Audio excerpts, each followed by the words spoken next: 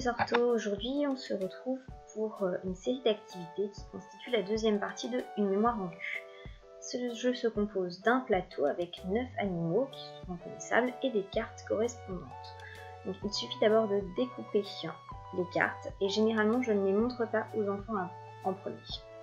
Donc j'ai découpé mes cartes, j'en enlève 2, 3, le nombre qui m'intéresse et je montre les autres à l'enfant. Je peux, si je le souhaite, énoncer en même temps les noms des animaux ou ne pas lui montrer les cartes et juste dire les noms des animaux en regardant moi les cartes qui me restent en main une fois que j'en ai enlevé un certain nombre. Je vais ensuite lui présenter le plateau et lui demander de retrouver les animaux qu'il n'avait pas vus ou pas entendus. Ici c'était la chauve-souris et le chat.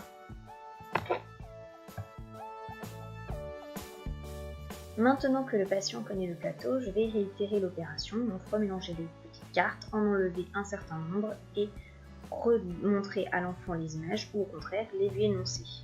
Je peux bien sûr lui laisser le plateau sous les yeux, ce qui permet d'avoir les deux modalités, entendre les noms d'animaux et avoir le plateau sous les yeux.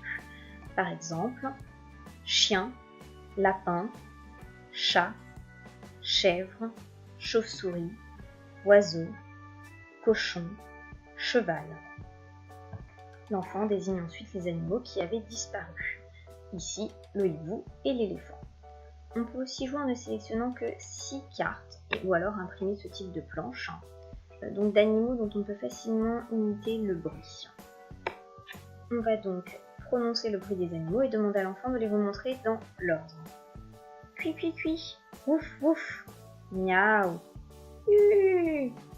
L'enfant repointe ensuite les différents animaux dans l'ordre où il les a entendus.